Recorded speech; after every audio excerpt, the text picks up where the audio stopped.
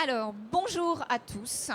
Merci d'être parmi nous. N'hésitez pas à nous rejoindre. On va parler d'industrie, de territoire, bien sûr, des deux sujets qui nous passionnent, avec une table ronde de qualité que nous allons vous présenter dès à présent. C'est parti, donc industrie, comment la protéger sur vos territoires parce qu'elle est précieuse et comment en faire un discours fédérateur. C'est d'actualité, parler d'industrie, parler de ce qui marche sur vos territoires dans un temps de campagne électorale. Alors pour en parler, nous avons 4 intervenants. Emmanuel Dutheil, vous êtes directeur des rédactions du pôle industrie d'Infopro, Usine Nouvelle pour les initiés. Fanny Ries, vous êtes adjointe au maire d'Issoudun en charge de l'économie, des ENR, de l'enseignement supérieur et fonctionnaire territorial. Damien Meslot, vous êtes maire de Belfort et David Marty, vous êtes maire du Creusot.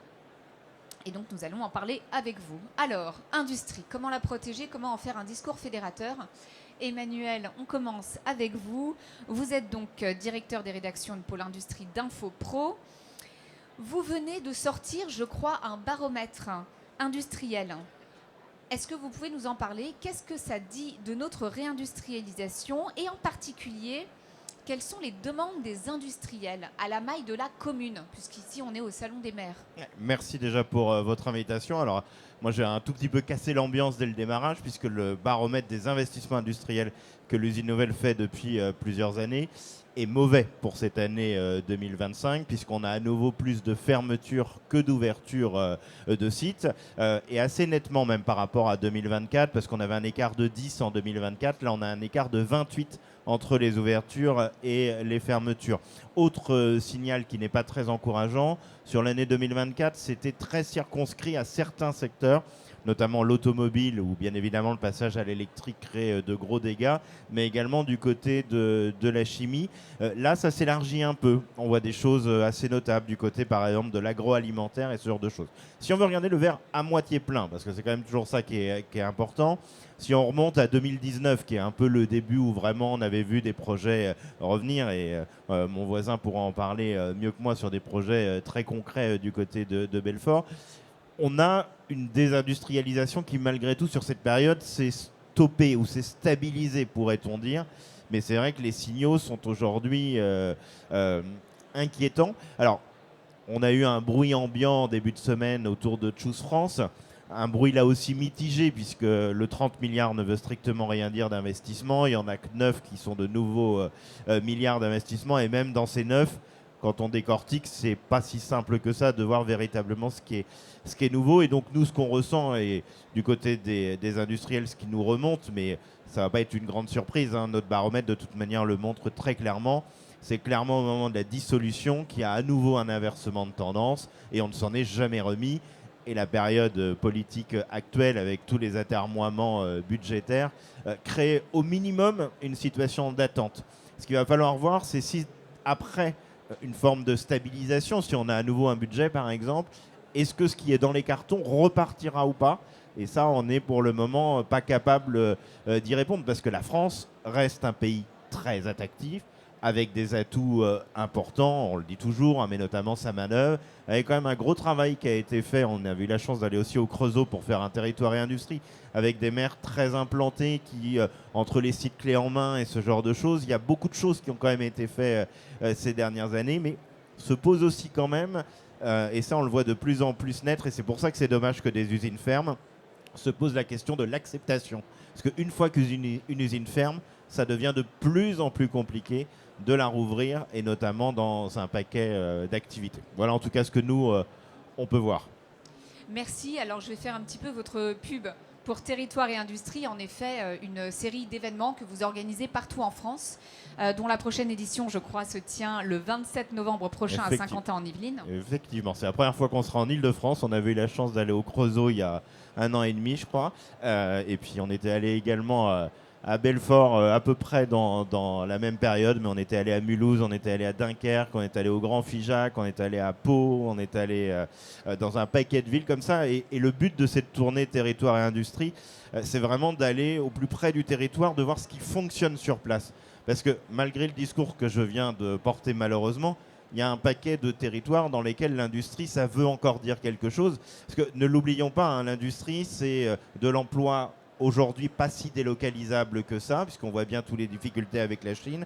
On ne le dit jamais assez, mais on est mieux payé dans l'industrie que dans les services. Donc ça vaut le coup quand même d'aller parfois bosser dans l'industrie. Et puis à un moment où on a parfois un manque de sens dans notre travail, bah, y a bien que quand vous travaillez dans l'industrie, que vous voyez le début du projet jusqu'au bout du projet, hein. Là, on pourrait parler d'Alstom parce que vous avez tous les deux des usines Alstom. Bah, vous le voyez, hein, soit votre rame de tramway, soit les turbines qui peuvent servir à faire fonctionner tout cela.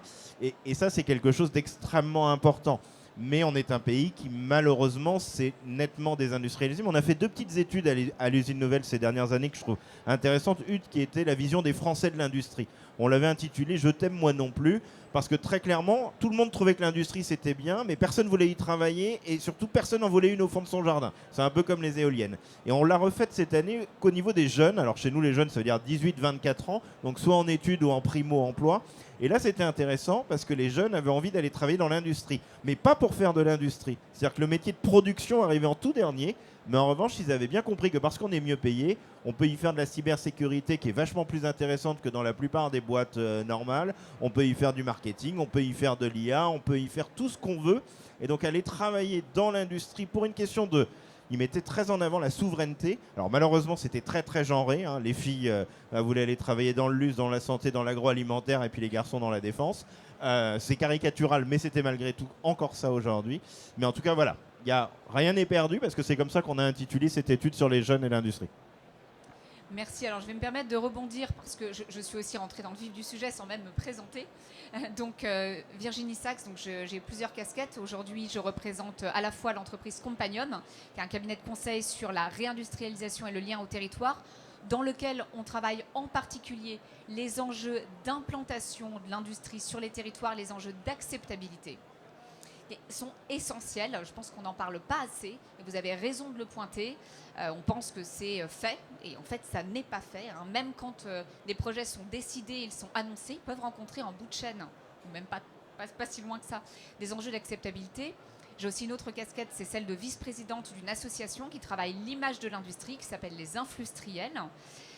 Et pour nous, c'est aussi très important d'avoir un discours réaliste sur notre réindustrialisation, mais positif, constructif, parce que les nouvelles sont parfois bonnes, parfois moins bonnes, et on continue. Donc c'est très important pour nous de diffuser cette image de l'industrie qui se renouvelle. Et puis je suis aussi directrice exécutive de la filière industrie de l'ESSEC, dans laquelle, grande découverte et très bonne nouvelle, il y a de nombreuses femmes. Donc on en est très content et qui sont intéressées par les métiers de la défense et de l'aéronautique. Et ça, c'est une très bonne nouvelle. Donc, merci pour ce panorama qui plante le décor. Et vous l'avez dit, eh bien, l'industrie, c'est une histoire de territoire. Et en fonction des territoires, eh bien, les dynamiques, elles sont toujours très palpables. Bon, certains territoires souffrent encore, mais d'autres sont très porteuses. Et donc, on va les illustrer. Fanny Ries, on va commencer avec votre territoire. Vous êtes adjointe au maire d'Issoudun. Vous portez sur votre territoire, en particulier sur la commune, des projets industriels et énergétiques majeurs. Vous êtes aussi représentante de l'Association des maires de France. 2 questions pour vous. Est-ce que vous pouvez nous raconter brièvement ces projets industriels et énergétiques et comment la commune soutient ces projets? On entend très souvent dire que l'industrie, le développement économique, ce n'est pas un sujet de maire, pas un sujet de commune, c'est un sujet d'intercommunalité et de région, mais quand même, hein, vous êtes adjointe au maire en charge des ENR, donc il y a quand même bien évidemment un soutien que la commune apporte. Et puis côté AMF, comment vous portez les sujets industrie au sein de l'AMF? Merci beaucoup, merci pour l'invitation. Alors effectivement, Issoudun, petite commune de l'Indre, 12 000 habitants, mais pour qui l'industrie et l'économie est une priorité. Sur notre territoire, nous avons 3 leaders mondiaux, Safran-Seed, 2000 salariés, plus grosse entreprise du département, les ateliers Louis Vuitton, 600 salariés, les entreprises Bourtemal Axéréal, pareil, plus gros importateur de malt d'Europe. Et nous accueillons l'année prochaine un nouveau groupe, le groupe Actura, qui est un leader européen et qui vient investir 55 millions d'euros d'investissement sur le territoire d'Issoudun. Donc oui, les communes peuvent jouer un rôle dans l'implantation des entreprises. En tout cas, c'est le souhait d'André Léniel et de la commune d'Issoudun. On fait tout ce qu'on peut en amont pour faciliter l'implantation d'entreprises, tout ce qui va être l'acquisition de foncier, les fouilles, tout ce qui va être les recherches, les études complémentaires pour faciliter les arrivées, ICPE, permis de construire, voilà, tout ce qui peut compliquer l'implantation, on essaye de le travailler en amont avec nos partenaires pour faciliter l'arrivée des entreprises. Après, on a fait aussi un choix depuis plusieurs années, en tout cas le maire André Léniel, c'est de combiner ENR et industrie pour travailler à la décarbonation de nos industries. Et on a un projet, alors depuis 2010, on a créé une SEMER, une société mixte d'énergie renouvelable, avec l'acquisition de 5 éoliennes. Et il y a une bonne acceptation, aussi bien de l'implantation des entreprises que des ENR. C'est un travail pédagogique qu'on fait avec les habitants, avec les porteurs de projets, mais qui se passe bien quand on le fait avec pédagogie. Et puis, on a une chaufferie biomasse également sur le territoire. Et actuellement, on a un projet très novateur puisqu'on va mettre en place, donc on a 4 éoliennes qui vont alimenter un électrolyseur pour produire de l'hydrogène. Hydrogène qui sera à destination des entreprises et de la mobilité. Donc ça, c'est vraiment un nouveau projet parce que hydrogène vert, donc décarbonation des entreprises, et Valeco, qui est notre porteur de projet, nous accompagne dans cette démarche pour pouvoir progressivement inciter les entreprises à passer à la décarbonation. Donc ça, c'est vraiment le travail qu'on fait sur notre commune d'Issoudun, sur le territoire, et on est vraiment acteur. Pour le coup, la commune est actrice de ces changements et de ces avancées en matière de décarbonation. Et au niveau de l'AMF, au niveau national, alors évidemment, il y a une commission et un groupe de travail sur l'économie, le tourisme et l'industrie. Et puis, il y a depuis ce mandat-ci un groupe de travail territoire d'industrie, puisque de nombreuses villes, un peu plus, alors je crois que c'est 150 territoires qui sont labellisés territoires d'industrie, pour pouvoir les accompagner dans les démarches et l'implantation d'entreprises. Donc là aussi, on accompagne les maires et les communes dans ces implantations. Voilà. Super, bon, très, très intéressant. Je n'avais pas connaissance de cette commission au sein de l'AMF. Et c'est essentiel parce que même quand on est territoire d'industrie, eh ben, on a besoin d'être accompagné. Il y a la question du ZAN, il y a la question, des ZRR, alors c'est FRR maintenant ça a changé. Mais bon, il y a beaucoup de questions aussi qui compliquent l'implantation, vous l'avez dit tout à l'heure, et on essaye de déminer au maximum pour faciliter les arrivées des entreprises. Et c'est important parce que, de manière générale, l'implantation d'entreprises industrielles va... Alors, bien évidemment, il y a la question du foncier. Et cet accompagnement, il va aussi au-delà du foncier. Et donc, c'est le rôle des territoires, le rôle des communes, le rôle des développeurs économiques aussi qui change pour accompagner ces projets. Et ça ne se fait pas en un claquement de doigts. Donc, c'est très bien de savoir qu'ils sont accompagnés avec l'AMF en particulier. Ouais, l'AMF accompagne. Et puis après, vraiment, le territoire. Nous, je sais que sur notre commune, on a créé, via Territoire d'Industrie, un réseau des entreprises, puisqu'on a des PME et on a des groupes, mais on a également des PME, des TPE. Et c'est important aussi que les entreprises qui arrivent se sentent accompagnées par leurs pairs et puissent leur donner des informations sur les personnes qui vont pouvoir les accompagner dans la recherche d'emploi, de compétences, montée en compétences. Donc il y a aussi un groupe, on a créé un groupe de chefs d'entreprise qui permet aussi de faciliter l'arrivée d'autres entreprises, d'autres chefs d'entreprise. Très important parce que c'est un niveau de proximité et donc là encore au niveau de la mairie de la commune. Oui, tout à fait. Tout ça, ça a été vraiment une volonté du maire et c'est fait à l'échelon de la commune. Que ce soit les projets éoliens, les projets chaufferie biomasse, hydrogène ou l'implantation, c'est un choix du maire d'ailleurs de faire une délégation adjoint à l'économie et aux ENR. Donc il y a vraiment un lien entre les deux pour notre maire. Merci. Damien Meslot, vous êtes maire de Belfort. L'industrie, ça vous connaît aussi. Est-ce que vous pouvez nous raconter en quoi c'est un enjeu et une chance pour votre territoire et comment, en tant que maire, vous soutenez cette industrie avec des projets qui sont très en vue et vous allez nous raconter. Oui, alors à Belfort, c'est un petit peu particulier. On a 3 grands groupes industriels. General Electric qui fait des turbines à gaz, Arabelle Solutions qui fait les turbines nucléaires et Alstom qui fabrique les TGV. Et ces 3 entreprises sont installées au cœur même de la ville sur un site qu'on appelle Technome.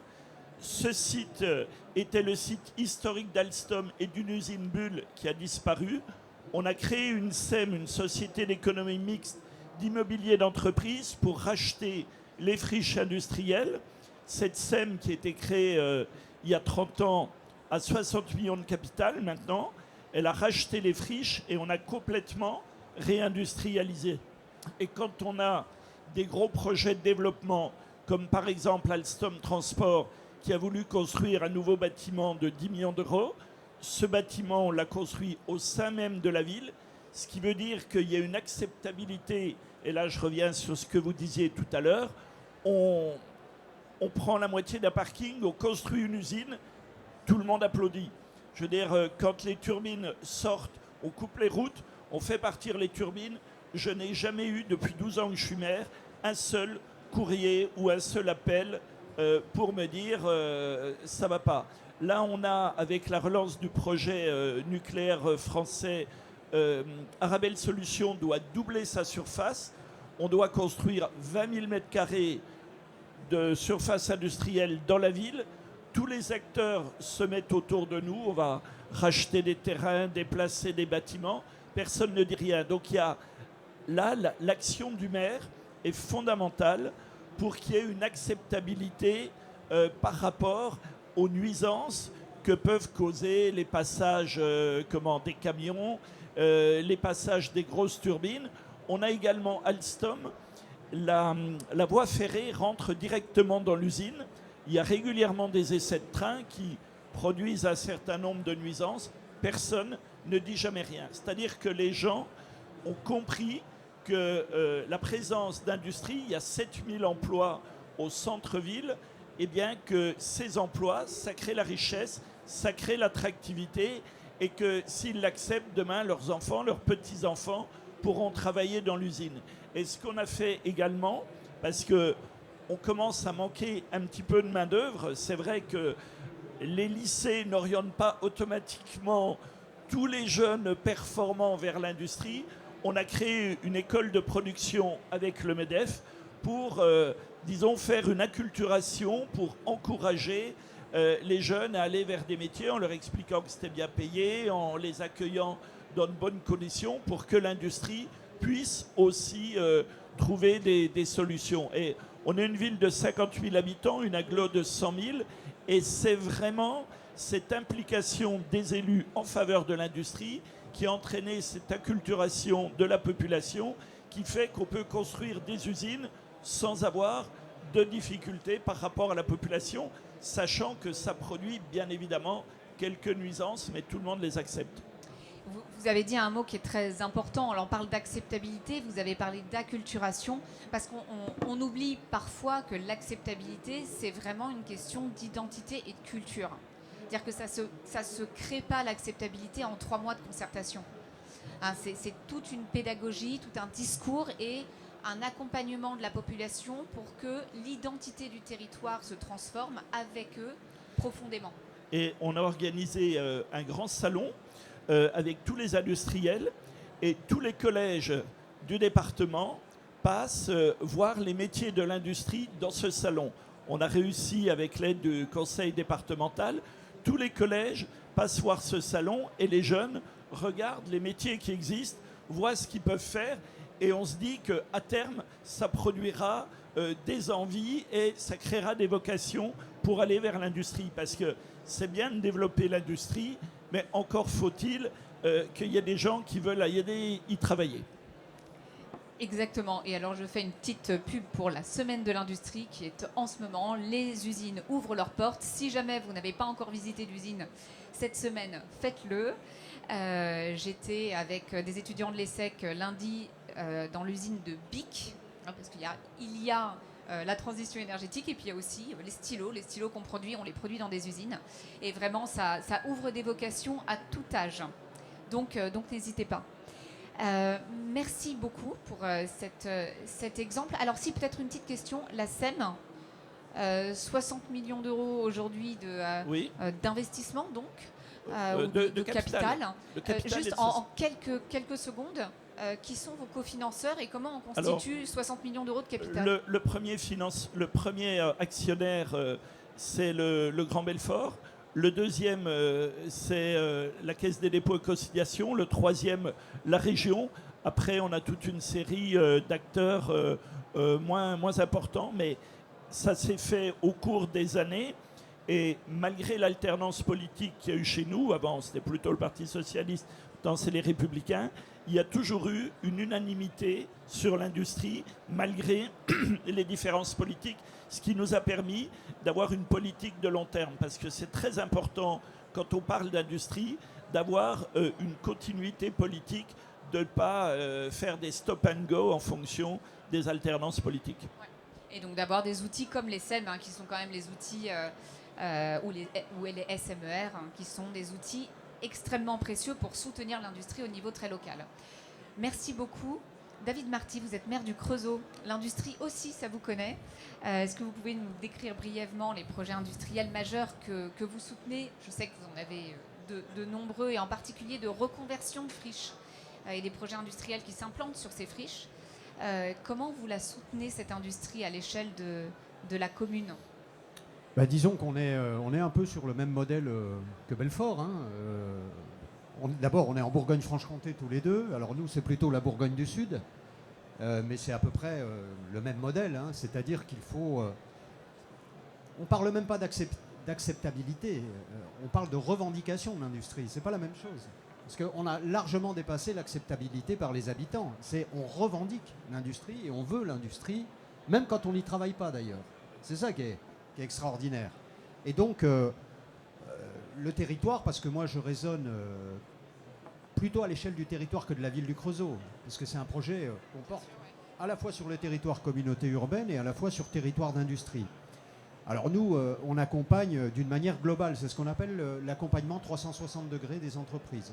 C'est-à-dire, à partir du moment où une entreprise qui aujourd'hui est sur le territoire veut se développer, eh bien, on se met autour de la table et on voit quels sont les besoins. Alors, accompagnement financier, foncier, RH, R&D, etc. Et là, à partir de là, nous avons les ressources pour accompagner. Et ça, c'est important pour les chefs d'entreprise parce qu'ils ont besoin de confiance avant tout. D'abord de se sentir désirés et ensuite de confiance. Et puis d'un accompagnement. C'est lever des freins avec les services de l'État, par exemple. Où là, nous, on est quand même beaucoup mieux placé qu'un chef d'entreprise qui, lui, est concentré sur sa production. Et donc, à partir de là, on accompagne de manière globale. On met des centres de formation aussi. Alors là, c'était avec le MEDEF, je crois, que vous l'avez fait. Nous, c'est avec l'IUMM, ou avec l'IUMM, on a fait à la fois une école de production et à la fois une école de formation pour ceux qui sont déjà dans l'industrie, qui souhaitent monter en compétences, et ceux qui ne sont pas dans l'industrie, qui veulent se reconvertir. Et ça, c'est important. Et à partir de là, les entreprises peuvent trouver des ressources. Après, le point fondamental, me semble-t-il, à l'échelle de la France, moi c'est ce que je dis dans toutes les tables rondes auxquelles je participe, c'est que si la France doit redevenir un pays industriel fort, ça doit d'abord être sur l'excellence. C'est sur l'excellence que la France redeviendra un grand pays industriel. C'est-à-dire qu'il faut éviter d'être sur des marchés concurrentiels, l'Inde, la Chine, etc. Il faut montrer le savoir-faire français basé sur la recherche et sur l'innovation. Et c'est comme ça qu'on devient performant. Et c'est l'exemple de notre territoire. Et j'enchaîne, et ça me fait la transition sur quelles entreprises sont chez nous. Eh bien, ce sont exclusivement, quasiment, des entreprises qui sont à la pointe. On a parlé d'Alstom tout à l'heure. Nous, c'est Alstom aussi, côté Bogi, TGV. On a parlé de General Electric. Alors nous, c'est maintenant Baker Hughes, mais c'est General Electric. Turbine et compresseur avec le seul compresseur écologique vert 100% décarboné qui a été inventé au Creusot. C'est les moteurs d'avion avec Safran et le moteur LIP notamment qui est fabriqué là-bas. C'est Industil groupe ArcelorMittal, on connaît les difficultés. Eh bien nous, on ne produit pas de la masse, on produit des aciers spéciaux pour le nucléaire. Donc la crise, elle ne touche pas ce secteur-là. On pourrait parler de Michelin. L'automobile est touchée par la crise. Eh bien chez nous, Michelin n'est pas touché par la crise. Pourquoi? Eh bien parce qu'il ne fabrique pas pour l'automobile. Il fabrique pour la défense et pour les engins de chantier. Donc là, il n'y a pas de crise, il n'y a pas de marché concurrentiel. Et on pourrait parler du nucléaire avec Framatome, puisque Framatome est chez nous.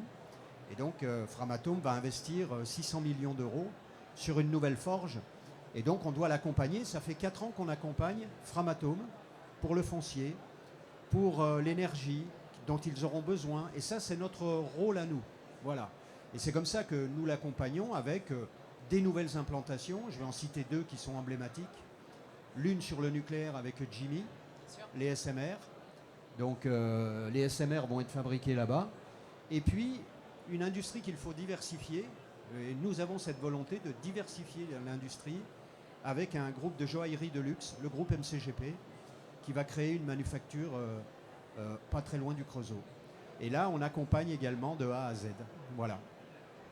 Un très beau florilège de projets industriels. Je rebondis sur la notion d'excellence, parce que c'est un sujet que j'ai aussi beaucoup travaillé avec l'ESSEC. C'était l'une des tribunes que j'avais écrites il y a maintenant quelques mois. L'industrie doit redevenir un parcours d'excellence aussi pour les jeunes. C'est excellent d'aller travailler dans l'industrie, ça ouvre des portes. Ce sont des emplois qui sont de fort savoir-faire, qui sont correctement payés, parfois plus que dans les services. Donc il y a vraiment cette notion d'excellence, un sujet auquel je souscris tout à fait. Juste rajouter sur ce point-là aussi quelque chose qui est important. Ce que peuvent faire les territoires, eh bien, nous avons par exemple créé un technopôle. Nous avons investi 17 millions d'euros dans un technopôle, Bengo, de manière à faire travailler le public et le privé, c'est-à-dire à la fois l'université, la recherche, l'innovation, les laboratoires publics, les laboratoires privés, sur un lieu d'innovation, et que les entreprises du territoire puissent collaborer avec, par exemple, les ingénieurs de Polytech qui sont dans le technopôle. Et là, on a de beaux exemples de réussite. Alstom travaille avec Polytech, Safran travaille avec Polytech. Nous avons des grands groupes mondiaux qui viennent travailler avec Polytech. C'est-à-dire créer la ressource, et ça c'est notre rôle. C'est à nous de le faire. C'est à nous de créer et d'impulser. Merci. Il nous reste même pas une minute, je veux le mot de la fin. On est en campagne électorale. Est-ce que vous voulez me dire le mot de la fin? Comment on fait campagne sur l'industrie? Comment on fait campagne sur l'industrie? Je veux dire, si on n'a jamais parlé d'industrie et qu'on commence à faire campagne électorale sur l'industrie, c'est pas très crédible. Si on a travaillé tout au long du mandat pour faire venir des entreprises et que les gens voient le résultat, eh bien, il n'y a pas besoin de faire campagne sur l'industrie. Les gens voient sur le terrain les réalisations concrètes. Voilà ce que je peux dire. Et l'industrie, ça se voit. Les résultats industriels, ils se voient. Et je pense que c'était à ça que je voulais vous amener. En fait, c'est valorisant, ça se voit. Et donc, il y a matière à en parler. Et peut-être qu'on n'en parle pas assez de l'industrie. Alors, pour rebondir, moi je dirais juste quelque chose de très, très court, puisque vous parlez de campagne électorale. Il y a ceux qui parlent l'industrie, puis il y a ceux qui font l'industrie. Voilà. Et donc il faut démontrer qu'on fait de l'industrie et qu'on n'en parle pas. Et vous la faites. Merci beaucoup pour cette table ronde. Je fais l'article maintenant pour la suite de nos interventions sur l'industrie. On a parlé du MEDEF, c'est la REF Industrie ce soir, et à laquelle Emmanuel Dutheil intervient, moi-même également. Et donc vous pouvez nous rejoindre au MEDEF, à la REF Industrie. Merci beaucoup.